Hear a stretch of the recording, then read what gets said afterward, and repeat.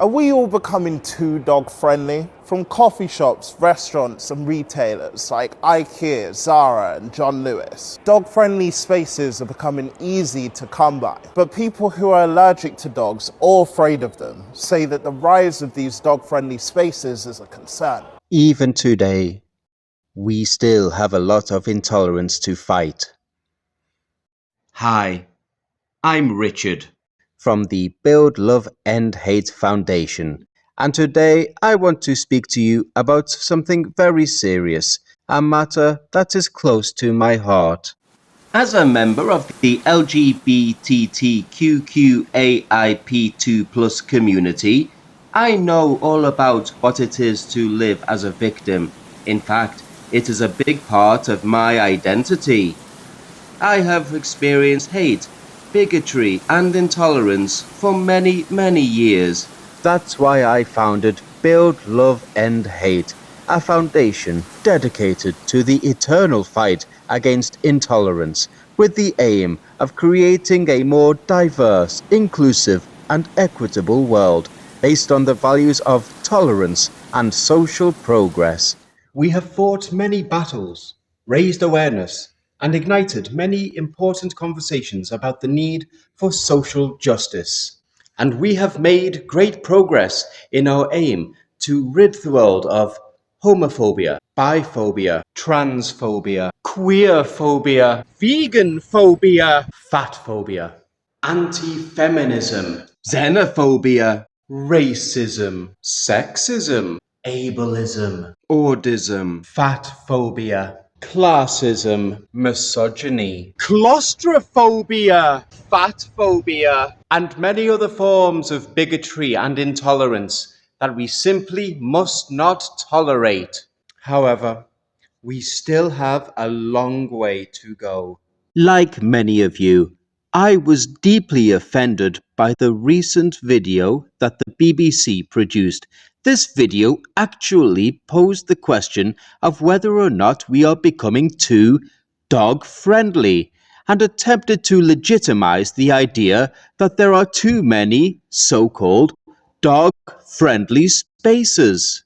Dog-friendly spaces. You may have laughed at the video, dismissing it as something not to be taken seriously. Perhaps you even forgot about it moments after watching it. But this is not a trivial matter. This is serious. Because content such as this legitimizes hate towards dogs and makes such hostility seem socially acceptable. Now, at the moment, cynophobia is officially defined as the irrational fear of dogs. But did you know that a more suitable, appropriate definition would also include the hatred of dogs? Unfortunately, we have already seen the escalation from personal conversations to media campaigns that attempt to normalize cynophobia. And one of the problems is dogs.